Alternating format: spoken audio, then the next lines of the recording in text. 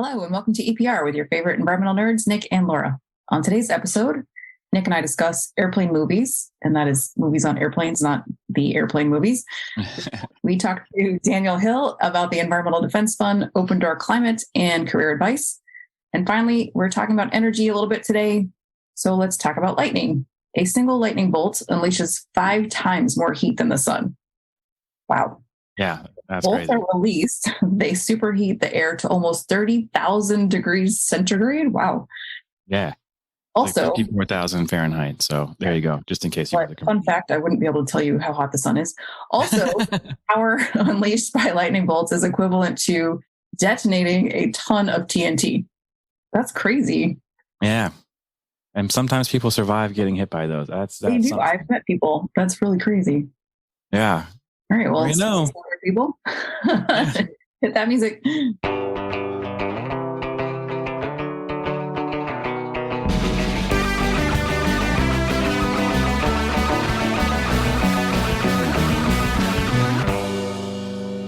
we are working with Sierra Talafero over at the Green Obsidian to highlight a few of the individuals that she is highlighting for our Black History Month. Today, we're highlighting Dr. Tiara Moore, who is the founder of Black in Marine Science, which is a nonprofit aimed to celebrate Black marine scientists, spread environmental awareness, and inspire the next generation of scientific thought leaders. BIMS aims to promote diversity in the sciences that is imperative and necessary to ensure the next generation has a chance to participate and be included in climate and ocean justice for the future. Check out this and more at the Green Obsidian on Facebook or LinkedIn. Alrighty, folks, we are doing our own sponsorship today. So 30 seconds for Nic to finish. If he doesn't make it in 30 seconds, he loses. I don't know what, but he just loses. So, ready, go. Laura, are you tired of locking yourself out of your house and not being able to get back in? Yes. Because here we have a new solution for you today. It's called New House, and what happens is when you lock yourself out of your house, you just move into a new one. It's it's absolutely new. It's set up. It's got everything you need, including keys. And when you get yourself locked out of that, we have New House too. So don't worry. There's always something for everyone in New House. Do you lose all your stuff? Yes, we take it. Wow, that was like 20 seconds. I was like, should I? Incredibly fast. I only have 30 seconds to get the thing in. Come on, what do I gotta do? You should really, right, well, if I ever go long, you should just say time. Yes. Not a loser today. Okay. Oh, let's get to our segment. Sounds great. No one else watches the crappy airplane movies? I'm the only one? No, some of them aren't crappy. Like when I went down true. to Texas, they had The Office on it. And so I'm like, oh my God. Mm-hmm. So I watched The Office. We're on Delta. Delta's United. Okay. Yeah, I just flew Delta to Hawaii and they had 157 movies. Yeah. Just about all of them awesome. Or at least That's worth right. Yeah, worth watching. I shouldn't say that they're bad. There's a certain kind of movie that's fantastic for airplanes because it's hard to hear. So like in my mind, it's like, oh, I can watch any action movie ever made and I got it. Like I don't have to hear every single word. I can get distracted and come right back to it and there's no loss of plot. It's when you get to like the more serious ones where you have to pay attention the whole time. I'm out. I can't do those on a plane. I can't do the ones that might make me cry. I tried to watch Up on an airplane one time. Oh, jeez. Oh, like, gosh. No, that's the saddest movie. It was like it hadn't been out very long or something like that. I didn't know that it was a sad movie and I'm just bawling on the airplane. I'm like, okay, this is weird. Gosh, I hear the theme song, like the song at the beginning of that movie, and I tear up. Like it is. Ooh, like who made that movie? Like that guy is just that person. Excuse me. Jeez. Oh, brutal. I hate movies like that where they're like, we made this just to make you cry. Just to make you cry. I won't watch any dog movies. No. What it is, I'll watch it. No, can't do it. I swear. Like there was a movie with freaking what's his name? Spider-Man, Tom Holland. And there's like a dog and it's just fine. It's totally fine. And then the dog gets killed. I'm like, why on earth are we doing this? It's just like, we have to kill the dog. It's like, they're like, someone in Hollywood's like, we got a dog in the movie. Are we killing it? Well, of course we are. Why wouldn't we? We have to kill every dog. Well, the dog or its best friend, like its owner, its other friend, like Fox and the Hound. Like it's just so sad. Yeah. What are we doing here, folks? Come on. Let the dog live. I know. Why can't dogs have happy lives? Justice for dogs. My goodness. The other one, War Horse. That movie, good God. It was just like, okay, get ready, bring a whole box of tissues with you, and you're going to cry, and then you're going to pull it together, and then you're going to start crying again. And then it was terrible. Yeah, Sam was like, I feel you on that. Yeah, I saw it in theaters, and it's just like, oh, I need a box of tissues because I'm dying. No, you're just crying like, into your popcorn. Yeah. I was Wait, what is War Horse about? Who made this? I think it was World War I, and they had soldiers with the cavalry. And so this dude bonded with this horse. Spoilers. And then the horse like runs into barbed wire. It was awful. It was awful. Oh my God. It was awful. It was a good movie. Lives of this horse, and it, you know, through the travesties that this horse endured. And then it's just, my gosh. No, I am not watching that. I just watched All Quiet on the Western Front on Netflix. And it's good. It's funny though, because I still compare every war movie to Saving Private Ryan. And it's just nothing compares to that. It's unfair. It's unfair. But yeah, it's good, but it's like 2.5 hours long. It probably could have been 2 hours long. There's a lot of that happening in movies these days. It's just, tighten up the story. The Batman, another great example of just a movie that's way too long for no reason. It's like, can we cut out? I couldn't even try it. I watched for like 5 minutes. I was like, no. I don't think it's your genre. I wouldn't be surprised. Oh, Batman, I love. It's not Robert Pattinson? Michael Keaton one. I love the Dark Knight, all that stuff. But this new one, I was like bored to tears before it even started. I was kind of neutral on it. Like, I loved the chase scene. I thought, what's his face? Colin Farrell as the Penguin was great. That whole chase scene with the cars was awesome. I loved that. But yeah, it was just so long. Paul Dano was great, but it was long. It was very long. I'm like, why are we still doing this? Like, I don't even feel like, anyone wants to sit through the last half hour of the movie. You're like, why isn't it over yet? Just let it be over. I didn't want to sit through the first half hour of the movie. I know. Well, yeah. Yeah, I didn't think it was too bad. It was important to like have movies come out in the theater, because once you're there, like some people will walk out in the beginning, but mostly, you're there for the long haul. But now if your movie debuts on streaming, like you really got to hook people right away. Yeah, right away. Yeah, that is true. And it's because I did see it in theater, so I couldn't have walked out. I mean, because it's like, you can't walk out because that's like, you paid money for this. Like $120 for your ticket and your popcorn to get in there. So you're going to stay. Well, there's also this, like, I love it when you watch a bad movie, and I can think of a few right off the top of my head, like the worst movies I've ever seen. Ring 2, for example, a horror movie where people literally, the entire theater laughed at a scene that was supposed to be scary. Everyone's laughing, and it's a bad. That's when things have gone horribly wrong. But then, like, afterwards, you're trying to justify the fact that you thought it would be good. You're like, well, it wasn't so bad. It's not. It could be worse, I mean, like, the acting was fine, it's not bad, But if you didn't pay for it, if it was free, it's like, that movie sucked, is what you would say. It's just, I love how we do that. Yeah. Well, to tie it back to the airplane movies. So we did watch one movie called Minari on the airplane. And I'd love to just make a little plug for this movie because it is adorable. It's kind of environmental. It's about a Korean family that moved to, I forget what state it is, somewhere in the plains. Oh, yeah. And buy this farm. And so they're like, farming. And there's some land stuff and then some environmental disasters and things happen. But it's a movie where not a whole lot happens, but the relationship between the people and the family. So like this crass grandmother moves in with them and the little kid is just like, I hate her. I don't like her. And it's very endearing, highly worth watching, but you can catch that one on Delta. Yeah. Shameless plug. Delta, give us money. Yeah, but I think we've jammed on about movies long enough. Yeah, I think so. All right. Let's get to our interview then. Hello, and welcome back to EPR. Today we have Daniel Hill, the Senior Manager of Innovation Fund with the Environmental Defense Fund, on the show. Welcome, Daniel. Thank you so much for having me, Nick. So the work that you do is at the intersection of climate change and innovation and entrepreneurship. It is really cool.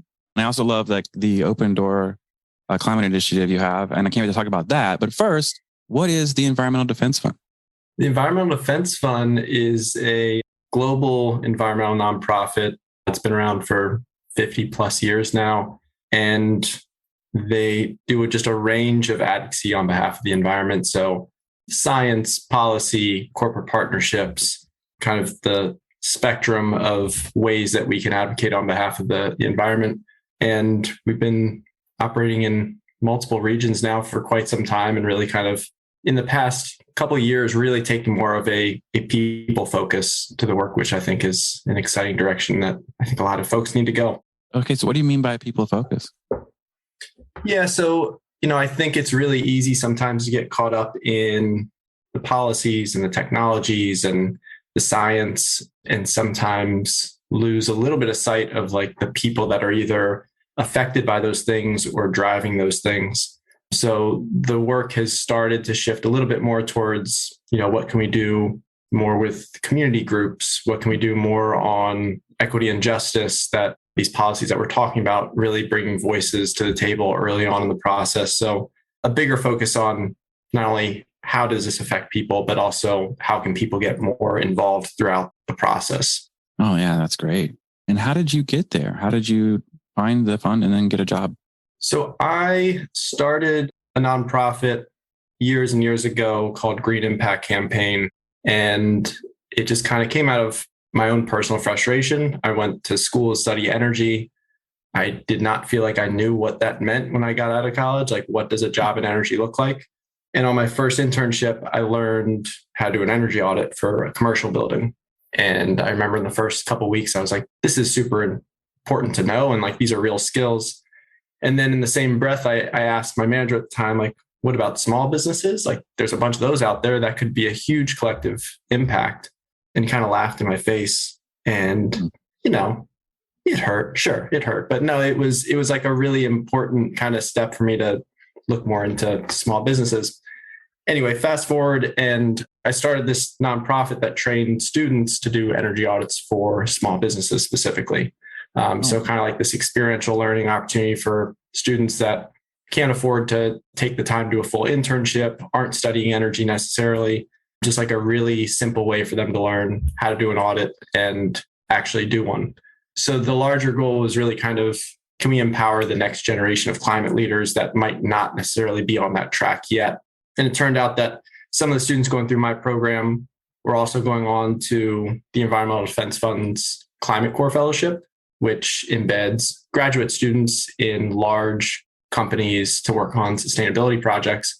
So we instantly became friends, obviously, because we had very similar models. And then after 5 years of running Green Impact Campaign, I was starting to look for my own kind of personal next step for my career. And it was just a very easy conversation to have because we were all kind of on the same page. So went and joined EDF to really kind of help grow and build out the corporate partnerships side of the Climate Corp Fellowship. Yeah. Okay. Well, yeah. And that's really great. And I always love seeing how people get to where they are because it's always different, right? Yeah. So what do you do? Actually, I want to take a step back, actually. So what goes into an energy audit and what is the purpose of it? Like when you get the report, what are you hoping to gain from it? It's a wide range, right? So there's like home energy audits, there's small business energy audits, there's larger commercial. All of them have the same goal of identifying ways to save energy and then understanding what's the cost associated, what's the savings associated with it, what's the payback.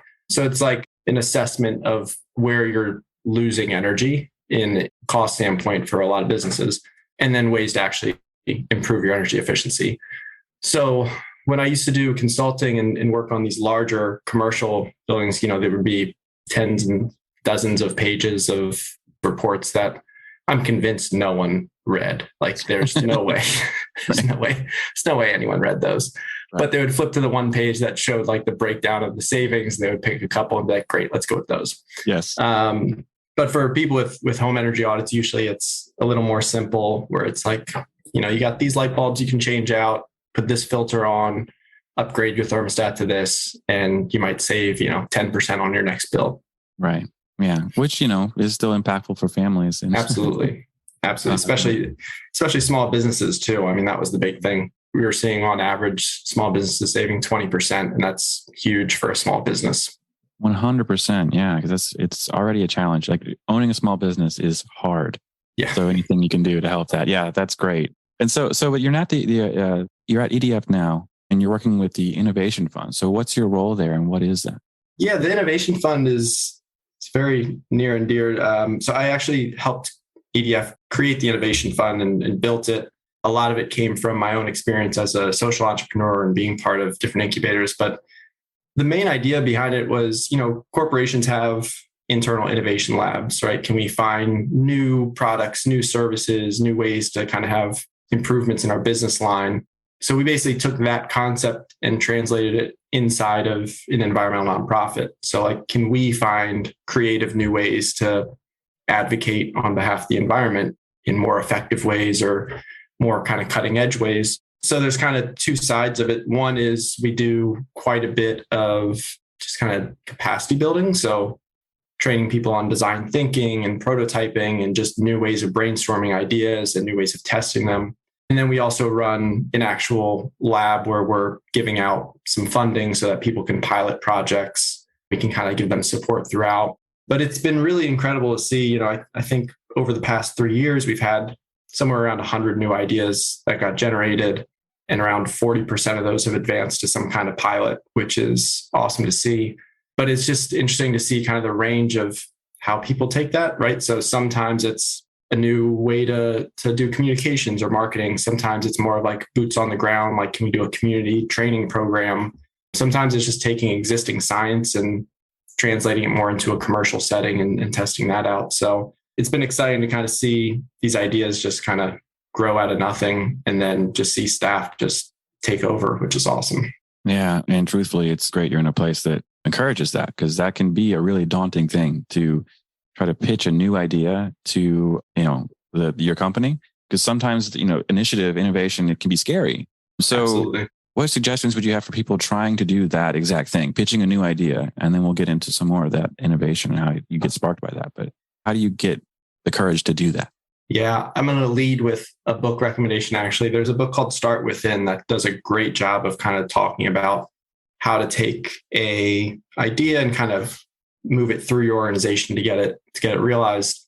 And a lot of what I've learned was from that. But I think a lot of it is understanding, okay, what are the priorities for the organization and how can I align whatever idea I have to one of those, so that it's not necessarily a new idea and a new goal for the organization, but it's just, here's a new way to advance a goal that we're already working towards. I think if that's not there, it's really hard to push something through. The second thing I always say is the best thing you can do is kind of make it extremely challenging for someone to say no to an idea. And the best way to do that is show them more than tell them, right? So like do anything you can to like test things out or talk to potential stakeholders and hear feedback directly from them. I built an entrepreneurship workshop for Climate Corps. And one of the things I did was just held like a really quick and easy webinar to just gauge, how many people are interested in this, what topics are they interested in. And that's what I kind of took and built a bit of a case around was, clearly there's a demand here. Clearly there's an interest in these topics. We can really benefit from doing this. And that's a lot more effective to get someone to agree to something instead of just, hey, I have this idea. I think we could do this. I think we could do that. So really just kind of showing wherever possible. But I mean, those are the two big ones, I think, just aligning it and then showing as much as you can. Yeah. And I think it's a really great point you made too, because it's just making it harder to say no. Doesn't mean you can't say no. Doesn't mean you won't get a no. Yeah. But, planning it is a lot better than just winging it and be like, hey guys, guess what? Innovation, right? Yeah. And I also think timing is huge, right? Like understanding when your budget cycle is, understanding when new projects might even be heard. And, a lot of people I think hear like, oh, well, we've tried that before, but it didn't work out. But like asking like, okay, well, why didn't it work out? And then understanding like what's different about this. So yeah, it is a little bit of an art in a sense, I would say more than a science a lot. Yeah. But, I'm glad that we're talking about it because it's, it's actually really cool. And you say like what, 40% of the ideas you get have been pushed forward. So yeah, how do you decide, what to go with and what to kind of maybe send back to the drawing board? Yeah, I talk about the Innovation Fund as a way to democratize innovation within the organization, right? Like it's getting beyond just that typical kind of chain of command of this person has to say yes, then this person, then this person. And part of that is our entire review committee is actually comprised of staff from across the organization that are not at the higher levels. So it's much more cross-cutting, a lot of representation, both in terms of levels of staff, but also just areas of work. And then we just go through multiple rounds of kind of evaluating the ideas. There's a rubric that's scored against. And I would say, 9 out of 10 times, it's been the top ideas that have come out of that process are the ones that have received funding. And those that haven't, it's just because, there was an issue that happened since the application to the actual decision. So a lot of it is trying to use that also as a way to kind of train up and give staff opportunity to evaluate new ideas and see other ideas that are going on, and really kind of making it more of that so that it's not just the same old hierarchy, Right. And so that, I guess that in my mind is an act of giving ownership to junior staff to give them the opportunity to show you what they can do. Has that been kind of what you've seen with the program?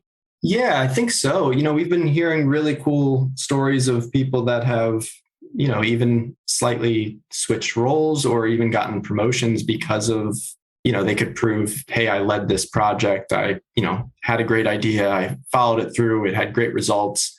So I think that side of it is really working. The staff empowerment side it's really exciting. And then we also just hear a lot of people say, even if they lightly interact with the fund, if they submit an idea, but they don't get accepted, that in itself, we've heard from more junior staff, like, I understand of the framework to present my idea now. I got it on paper for the first time. Like, I'm not as afraid to talk to my manager about a new idea. There's just a lot of kind of softer skills in a way, I think, that are coming out that were almost unexpected when we started this. Yeah. And, your desire to connect with people is really, really cool. And, just reading through your bio and seeing what you're working on. So I have to give you the floor to talk about Open Door Climate, as I think it's really, really neat. So what is that and how did that come about? Yeah, thanks. I've been working in the climate space for 10 years now. And just over the years, I get a lot of kind of cold requests on LinkedIn saying, been thinking about working in the space. I would love to just have a coffee chat with you, just to understand like what it's like and what you do and what day-to-day looks like. And I think at some point I said, like, this is a little passive in a sense. And I'm sure there's more people out there that are wanting to have these conversations. So I just posted like an open door policy on LinkedIn one day and just got flooded with requests of people saying like, yeah, I'll take you up on it. And I think I might have spoken to 50 people in 3 weeks. And it was just, wow. I mean, I was emotionally exhausted, I would say. But, yeah. But I really learned a ton, and it was so interesting to hear people, what they were struggling with. And one of the top things they kept saying was, I'm just struggling to find people in the space to talk to, right? Mm-hmm. Like, if you think about it as, let's say I wanted to get in the education field or the healthcare field, I'm sure I would do a bunch of Googling. I'm sure I would listen to podcasts. I would do a lot of research on my own, but ultimately I'm going to want to talk to like a teacher. I'm going to want to talk to a nurse to understand, like, just tell me what it's like. How did you get in there? That personal story is really impactful for someone trying to get into a new space. So that was kind of the idea was, can I tap other sustainability and climate professionals to do the same? Can they just have an open door policy? Because there's all these people, whether it be the tech layoffs or just people that have crippling climate anxiety at this point that want to work on it. And we keep saying, we need everyone. But I think there's this challenge, I think, for people to really kind of expand their network. So yeah, it's been a couple months now. I think around 100 climate professionals have volunteered, opened their door. And it's just kind of been this really cool growing movement on LinkedIn of people being willing to talk and a lot of people taking them up on it. And you just hear stories of people getting interviews, people getting jobs, to show like that human connection, I think, is really needed in that transition. Yeah, absolutely. And just a friendly reminder to all of our listeners, you can reach out. You can go check out the Open Door Climate. It's there for you. Okay. So if you're interested in that, please do check it out. It's really, really cool. So I had to get that plug in there for you. But what are your hopes for that in the future? You've got the things, you've got it set up now to kind of start doing this. Where do you hope it goes? I mean, I'll give you the honest answer. I have no idea. I don't think I never set out to build this. So it's been just such a cool experience to see this community grow out of nothing. I shouldn't be surprised. The climate space, it's different from other industries where, if this person gets a sale, maybe that person won't get a sale. When you talk to people working in the environmental space, they want as many people joining in as possible. So the community of professionals that have just like volunteered and taken their own free time to talk has been so cool. And I think right now it's just kind of continuing to grow that community, continue to have more of those conversations and see what comes out of it. I don't think I have concrete plans for what's going to happen next, but each day when I, log on to LinkedIn and just see a random person that's posting it, it's been a really cool experience. That's really, really awesome. So, a lot of what we talked about is really kind of how to do well in this career path. And there's a lot of good advice throughout. So, but, focusing on that specifically, like what key pieces of advice would you give for someone who's looking to get into climate or environmental careers? I think part of it is understanding, and maybe this isn't just specific to climate, but I think it's understanding what you're really strong at or what you're really good at and what you're really interested in, and not shying away from that. I think there's a little bit of a misinterpretation that if you're going to work in climate or sustainability, it has to be a technical role. You have to be a climate scientist that knows, how carbon sinks work and how it gets released. But the reality is there's just so many jobs that are like, we're just looking for a really good project manager. We're looking for a really good communication specialist. And those skills that are just happen to be applied to climate are what's really needed. So I think for those that are transitioning in, it's not so much how do I learn the technical side of the environmental space. It's more of how can I use what I do know and what I'm really good at and apply that at, a company that maybe it's a climate tech startup that's just looking for a really good comms person. And I think that can go a long way. I by no means want to minimize how challenging it is to break into a new industry. I know that's a struggle, and I've talked to enough people to understand that it is really, really tricky, but I think it's more of not letting the technical side be a barrier to at least looking into it. Exactly. And there's always room for growth too, even if that's where you start, but it's not where you want to be. You can find your way over there. So yeah, it's great advice. And so now it's time for the part of the show we call Field Notes, which is where we talk to our guests about memorable moments they have doing their jobs. And we are encouraging our listeners to share their stories using the hashtag Field Notes so we can read them on air. But I have to tell you, yours is so great. I love this story because I think you and I share a really good lens on, everybody is just a person, right? Everybody is human, no matter who they are or what they are. So you had an interaction with a COO that went kind of a unique way. So why don't you tell us about that story? When I was putting that in, I was like, don't tell that story. Don't tell that story. And of course I couldn't resist. Yeah. So my first job out of college was at a green building startup. I think I was just like really nervous, like, oh man, this is a professional setting. Like I want to do a really good job. I don't want to say anything stupid. I don't want to like mess up.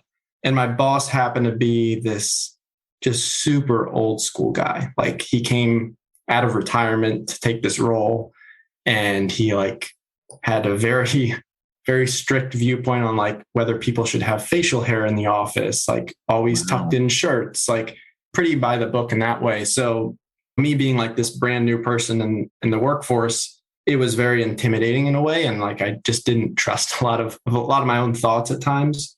So we were having just like a one-on-one meeting in his office because he was my direct boss at the time. And we were talking about like utility rates or something involving meters. And I'm sitting across the desk from him, and he has this whiteboard across his room. So he gets up from his chair to go to the whiteboard and just rips just a very large fart, just like a very sustained from the chair to the whiteboard.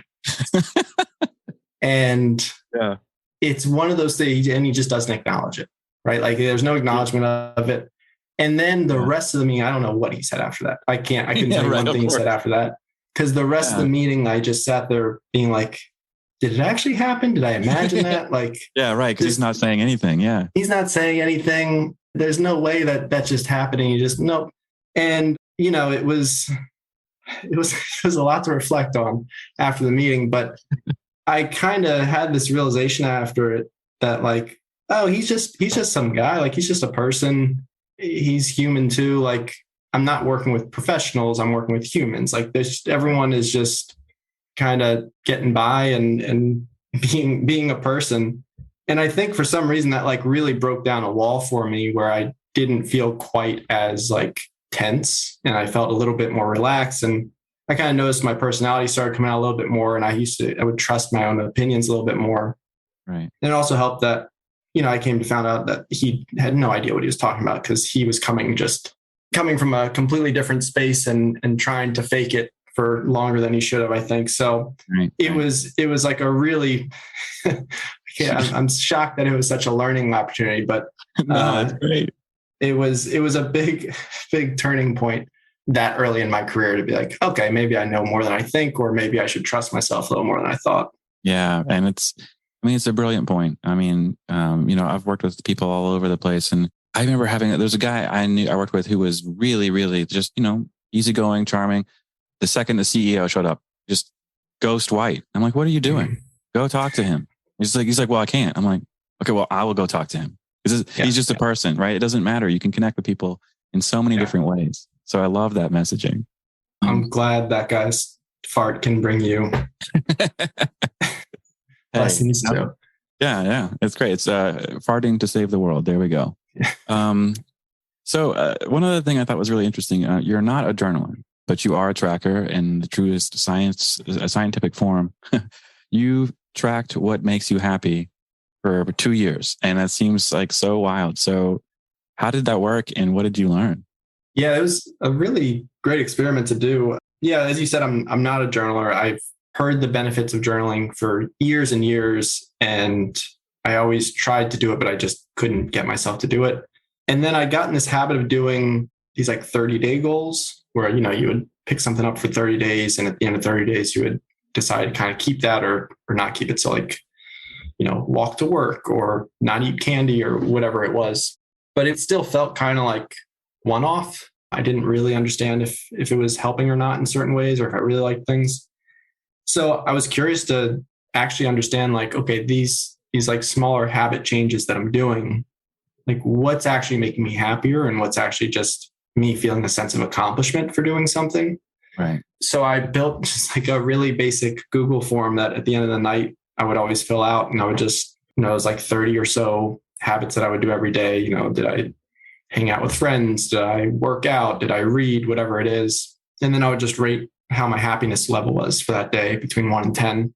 And then after a couple of months, I started to be able to see correlations of like, okay, this habit contributed, 6.2% towards my happiness. And that was really interesting. And I've talked to people about it, and they got really in the weeds about like the calculus of it. Like, right? Like, how are you sure? How do you know? Yeah. The point was less of like, okay, the exact number might not be true, obviously, because it's so subjective, but like, it really did give me a good idea of, I need to prioritize these activities each day. Or I'm an introvert. For me, a big one was like, what is my balance of socializing that kind of brings me happiness? So like, as an introvert, you kind of get that pressure of like, you should be hanging out with more people. You should be going to more functions.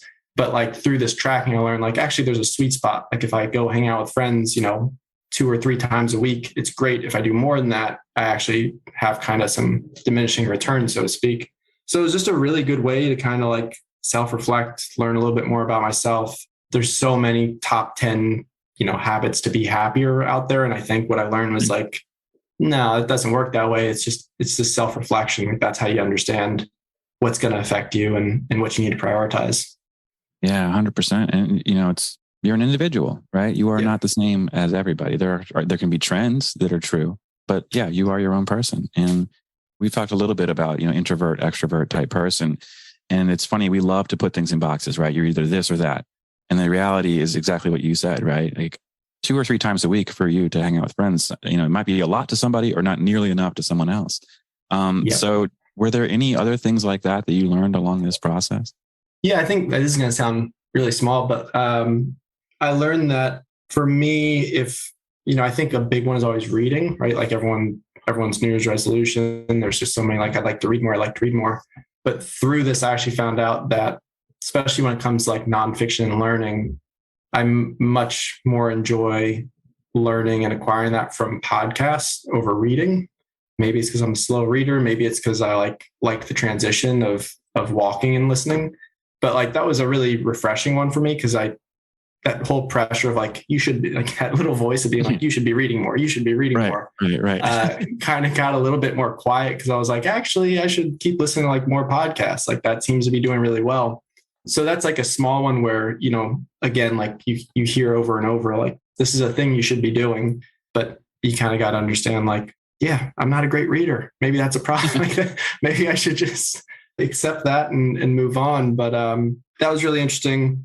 I mean, I'll tell you that sleep was the biggest one. Like that is the biggest contributor to my happiness. If I don't get a good night's sleep, I like had no chance of having a good day in that way. Yeah. And then the only other thing I'll mention is, you know, I opened this up and let some other people try it. And I don't remember how many, maybe it was between 50 and 100. And I was curious to look through, you know, what are their top habits? And I don't think anyone had the same top three. Like, again, just to kind of reinforce, like, it was really interesting that like everyone's was very different. And it was also very, very interesting to see like what people wanted to track, things that I would just never thought about. Right. The number of times I threw a football, that didn't make my list. Yeah. I don't know why it's on yours. Yeah. No, I think my favorite one and the most endearing one was like, did I hug whatever person's name today? Like specifically, did they give that person a hug that day? And I thought that was really endearing and really sweet. Yeah, absolutely. Oh, that's great.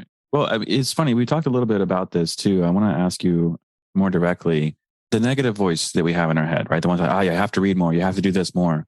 You found a few ways to kind of quiet that voice.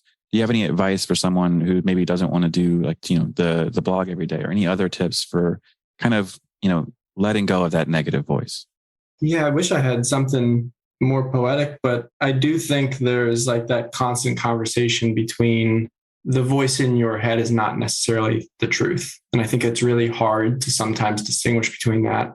But I think that's where, you know, whatever your support is, whether that's your family or your friends or whatever, like understanding that not every time that you have a thought or that they have a thought or whatever it is, isn't going to necessarily be your truth, and like really kind of giving yourself almost compassion towards that, right? Like, I think that's another thing, right? Like we try to do these goals and then we don't achieve them perfectly. And then like, we just feel even worse at the end. But I think having that compassion towards either if it's an external goal or just like kind of battling that voice sometimes, I think it's something that gets overlooked, is just like being kinder to yourself when you're trying to work on self-improvement, right? Like that's the irony. Like you're trying to be happier, you're trying to do self-improvement, and instead like you're just bad talking yourself sometimes. Yeah. Come on, Nick, you're better than this. Yeah. Well, it's okay to be this good. I don't need to be better. Yeah. But yeah, this has been really great. We are running out of time, which is just such a bummer, but is there anything else you'd like to talk about before we let you go? Maybe just getting back to the environmental and climate space. I talked a little bit about kind of the people side of things. And I think that can't be stressed enough. I don't spend much time thinking about the technologies or the science just because I don't have much fear that like, that's not the problem. We're going to be, we have the things we need. We'll be able to get technologies. But I think the biggest obstacle is just the people and like implementing things and getting things done. So I think that's why I've dedicated a lot of my work towards working with people that then can enable the technologies, the science, the policies. But I think it's just something to keep in mind for anyone that is thinking about a career or already working in the space, is just the importance that people actually play in getting climate change mitigated and getting adaptation. So I don't know, maybe it's not so much a call to action, but maybe just my own personal motivator in a lot of this is just how do we get people to do good things? Yeah, and it's a great point. And to that end, where can people get in touch with you? Yeah, I think LinkedIn is probably the best place. I'm not on other social media platforms, so LinkedIn's, I guess, the only place. So yeah, if people want to reach out to me, happy to find time to have a chat or send some resources their way if they're interested.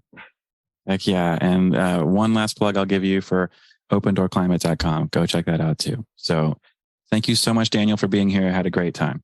Oh, thanks so much. Really appreciate it. And that's our show. Thank you so much, Daniel, for joining us today. Please be sure to check us out each and every Friday. Don't forget to subscribe, rate, and review. See ya, everybody. Bye.